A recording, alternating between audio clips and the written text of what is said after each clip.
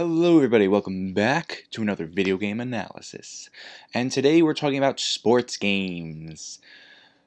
Sports games is a big topic because it's been around since the beginning of video games. And the concept here is, which I think I have explained in the series in the past, is especially with, I talked about space shooters, it's the same concept here where people didn't know what made a video game when video games came out. So the idea was to take games that already existed, like board games, like maybe making it based off of a movie or a story. Shooting's always fun. The light games they used to have at arcades or pinball. But for our sake for the sake of the conversation, sports games, sports. They've been around since the beginning, and it can be. And a lot of people think of it as in so many different ways. There's so many different kinds of sports games, and there's ones that people aren't really not aware of, but they don't take much time to actually recognize that some things are sports games. Like a lot of people wouldn't consider racing a sport, but it is. It's classified as a sport. That's what it is. Boxing is a sport. Football is a sport. People like to shrink it down, especially with their knowledge of sports. I'm not a sports guy. I like my teams here and there, but I'm not a sports guy. So take it from my perspective. When we continue the conversation here. My channel has done Mike Tyson's Punch-Out so many times, but it really is a worthwhile game to use as an example here because this was Mike Tyson. He was the champion. He was the big guy on camp. He was the face of boxing at the time this game came out.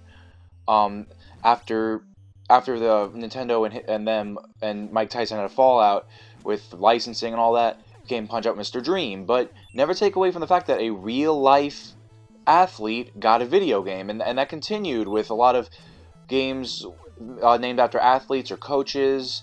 There's there's traditional games like the EA Sport titles that they choose an athlete to put on the front cover of the game each time.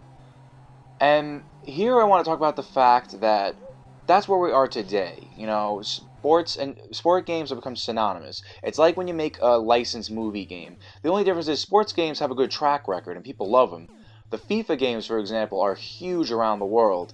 A lot of people I know, I had neighbors, I had friends, they love playing MLB or NBA or 2K, whatever they call them. I don't know, ABCFG, LMNOP, 1794, but and there's always the argument of why can't we can just play this outside? Well, there's examples like Punch-Out. There's examples like playing as your favorite athlete here, where you can live.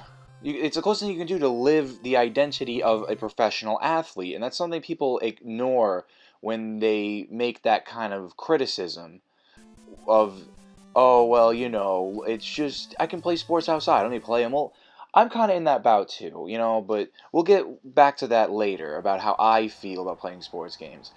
But, there are the sports games I like. I've watched a lot of people play sports games. I've seen different ways they play them, but that's also another topic coming up later. Right now, I want to make the point. This is the NES in the 1980s. Not long after the video game crash of '83, but even before then, I'm looking at my Atari collection right now. Football, I have hockey for the Sega Genesis. Every title, every game system I have has at least one sports title in it. Even if I have to stretch, like my Switch even has a couple of racing games in it. It counts. Because people have to start recognizing sports and video games have had a relationship for a long time, and they will forever.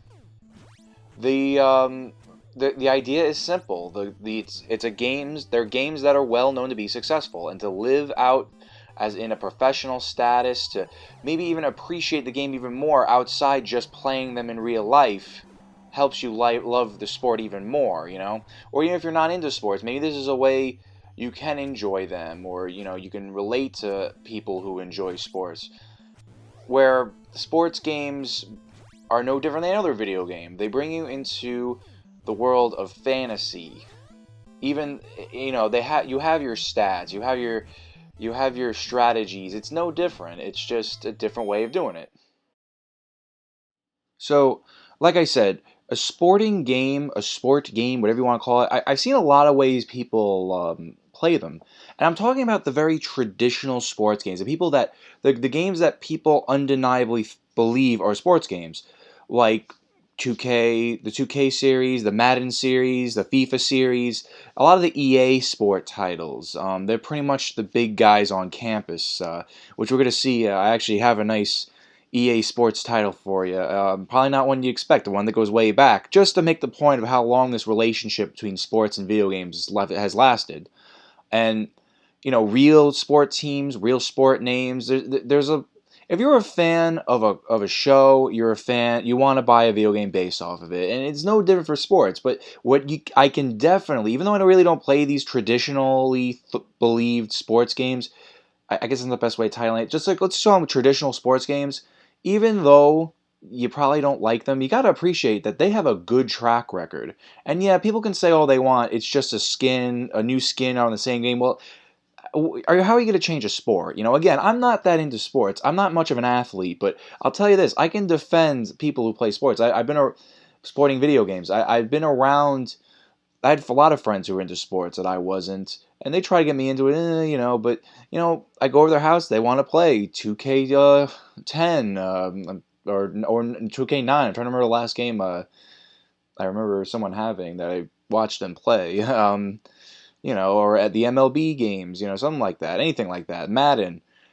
It's pretty cool. Yeah, let's go to the next part because I'm starting to stumble. Now, yes, Electronic Arts. Once again, this is back. This is a Sega Genesis title, so just the EA Sport games aren't a new thing, and a lot of the games aren't.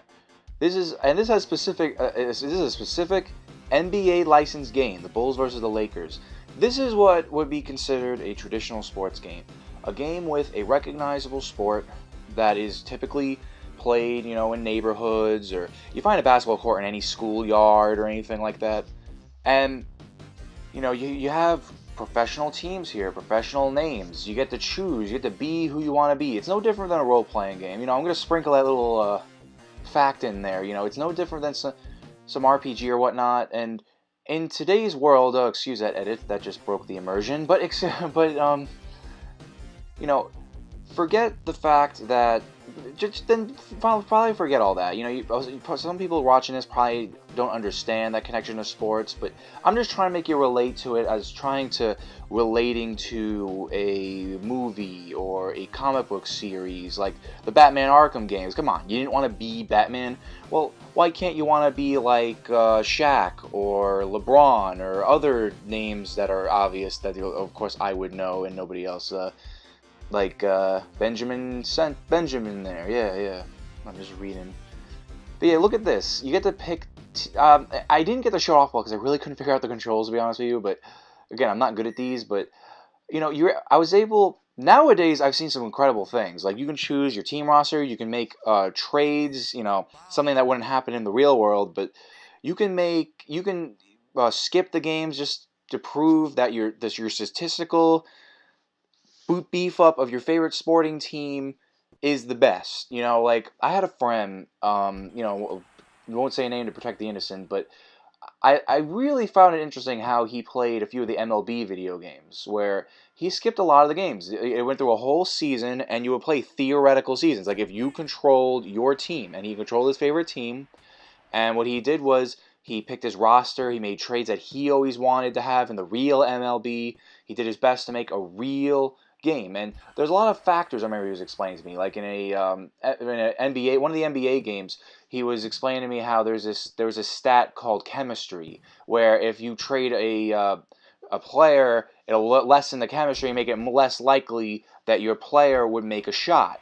And I thought that was a pretty cool idea. Like, and he was able to turn it off. He said, "I don't like that. That's BS." If people, and he made a good point. He said, if people in the real world are getting paid to do their job and play basketball, they wouldn't care about how their chemistry with the other player. They would work hard together to win.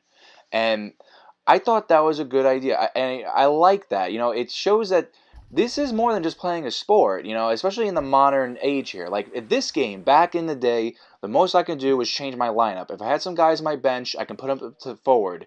And, maybe they did have different stats, or maybe they had, I don't know. I couldn't tell because I'm not good at these games. I like how they attempt to make sure I can see who I am. I couldn't figure out what the A button or the C button did, to be honest with you. I mean, it said it, but this is just not my cup of tea. But I want to defend the fact that this is something. I was able to choose how long the quarters were for each part of the game. I was able to control how many, like before the game started. I think you saw it. I'm not sure. I was able to do this. I was able to pause the game, do instant, what do they call them? Flashbacks, what do they call them? They did I can rewind, I can fast forward, I can do an instant replay. That's it. I can do an instant replay, and that's awesome. I can make timeouts. Like, they do their best to simulate a professional game. And I'm bouncing back and forth between a lot of the points I want to make, but that's because this is a big discussion, and unfortunately, I try to do these in 15 to 20-minute videos, so, you get what you get. But hey, listen, that's why I encourage people to comment. But, I'll say my usual bit in the closing. Now, no matter what, I know there's going to be naysayers of sporting games because a video game is traditionally thought of something different than sports, and that's especially true in today's world where you have so many types of video games. Like, even look at my wall there. You have your games like Pikmin, which are completely different from anything else. I'm just looking at my wall. I got platformers, RPGs, now name more puzzles, first-person shooters. We'll definitely get to all these genres one day. But when it comes to the genre of sport, I want to make the one more point that not many people think of, and I find that a lot of times when I point this out, people actually say, "Oh yeah, I never." It's something people didn't even think of. Is the fact that sporting games actually can cater the to video game players who aren't into sports, like traditional video games, and a lot of times that's done through spin-offs, through like the racing game is the most popular. I think I've given away what I might be showing next. Like I've played my share of sports games. I played a lot, and I played the traditional ones, but there's the non-traditional ones too that try to cater towards players like me too. And I think that, not that I'm telling everybody you have to love them, you have to play them. I'm not saying it at all. I'm just making the point that there is a huge discussion here that sports games play a huge role in gaming. It really brought gaming to what it is. You have to appreciate that it was there to fill a roster of what video games are when they first were made. Even one of the earliest games recorded was Tennis for Two, based off, and there was and Pong was pretty much a game of tennis itself too. It's it's something we should appreciate. That's what I'm saying. So let's get to the next part because this, whenever I get awkward, that's how you know to get to the next part. These are the best examples of what I'm talking about here. These are what I like to call the non-traditional sports games. Mario is just the perfect example because he's made a lot of successful sports games that people love. Mario Kart, Mario Golf, Mario Tennis, Mario Baseball, Super Strikers, but it's Mario Soccer. There was Mario Sports Mix that just came out for the 3DS, but there was also another Sport Mix for the Wii. I think there was also one for the 3DS. There's also the team up with Sonic. Sonic has a few too. Sonic Racing. Sonic had Sonic the Fighters. Crash Racing. I'm gonna run out of breath if I keep going, but I find that when I say this point, a lot of people, they didn't even think about it. It's like, yeah, there's sports games, but not sports games. That's the attitude. And while I can't disagree with the idea, I understand what they're saying, but in my mind, this is a sports game that caters to gamers, rather than video games that cater to sport fans. Now, that's a distinction I'm going to set right now. In a traditional sports game, that is a sports game that caters to fans of sports, to athletic people, or people who just enjoy watching sports, that kind of thing. And the non-traditional sports games are for gamers whatever I just said. I'm so bad. They're games that cater to gamers. They're sports games. That's it. Sports games that cater to gamers. And you guys say I don't need a script. Of course I do. But I like the old natural. Mario Kart, I love this series, I really do. If I can talk about that, I talked about that to death with Mario Kart 8 Deluxe coming out, and Look how many sequels there are. And again, I named so many. Mario Golf, I'd love a return to. I used to really enjoy those. Um, Mario had the best sports game, non-traditional sports games. I definitely think so. But yeah, now that I show off, I was just waiting to show off how good I am. I got the first place, so I'll I'll let the video continue to the end. I'm sure you guys can't wait for the end, in the best possible way. All right, guys, so that's everything. Sports games are cool, but you don't have to be into them. But can say it over and over again.